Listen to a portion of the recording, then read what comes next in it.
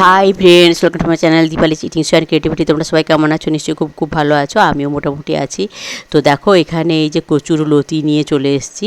তো কচুর লতি, ইলিশ মাছের মাথা আর লেজা দিয়ে আমি কচুর লতিটা রান্না করব, সেই রেসিপিটাই তোমাদের কাছে নিয়ে চলে এসেছি। তো দেখো, লতিগুলোকে ভালো করে ছাড়িয়ে, ভালো করে ধুয়ে আমি এখানে একটু সেদ্ধ করতে বসিয়ে দিয়েছি। তারপরে এই মাছটা ভাজবো, দিয়ে রান্নাটা করব। তো বলছি, দেখো আমার সেদ্ধটা একদিকে বসিয়েছি আর একদিকে আমি মাছটা ভাজতে বসিয়ে দিয়েছি। তোমরা এই সময় বলে রাখি, পুরনো বন্ধুদের অসংখ্য ধন্যবাদ, তোমরা আমার সঙ্গে আছো, এইভাবে আমার সঙ্গে থেকো। আর নতুন বন্ধুদের বলছি, যারা আমার চ্যানেলটা ভিজিট করতে আসছো তারা আমার চ্যানেলটাকে সাবস্ক্রাইব করে থেকে যেও, আর বেল আইকনটা অবশ্যই ক্লিক করে দিও, যাতে আমার ভিডিও দেওয়ার সঙ্গে সঙ্গে তার নোটিফিকেশান তোমাদের কাছে চলে যায়। তোমরা আমার সঙ্গে থাকো, আমিও সবসময় তোমাদের সঙ্গে আছি। তো দেখো, এখানে আমি তেলটা গরম হওয়ার পরে গোটা সর্ষে, কালো আর সাদা সর্ষে আর কালো জিরে আর 5 ফোড়ন দিয়ে দিলাম। দিয়ে তাতেই মাছটা ভেজে নেবো। যে মাছটা ভেজে নিয়ে ওতেই কিন্তু আমি রান্না করব। তো আর ভয়েস আমি দিচ্ছি না, তোমরা দেখতে থাকো, সঙ্গে থাকো।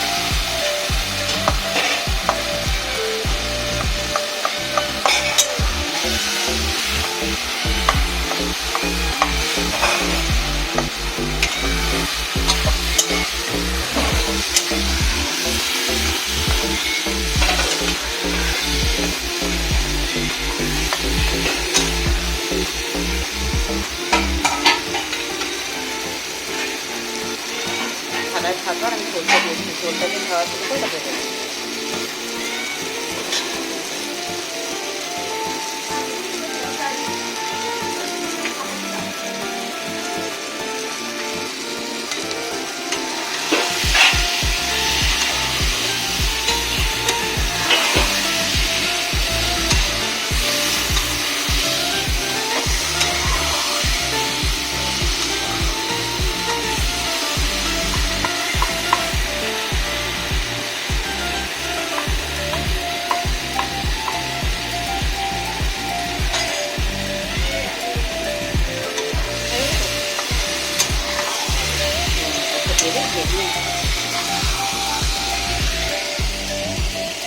ভাজিয়ে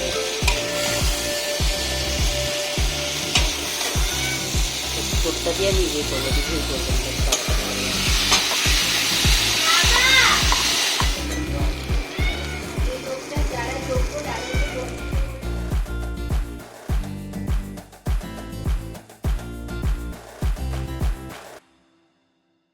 তো বন্ধুরা দেখলে ওই যে কচুর লতি দিয়ে ইলিশ মাছের মাথা আর লেজের তরকারিটা করলাম, ওটা খুবই ভালো হয়েছে, কিন্তু খাওয়ার সময় আসতে পারিনি, এটাই হচ্ছে কথা।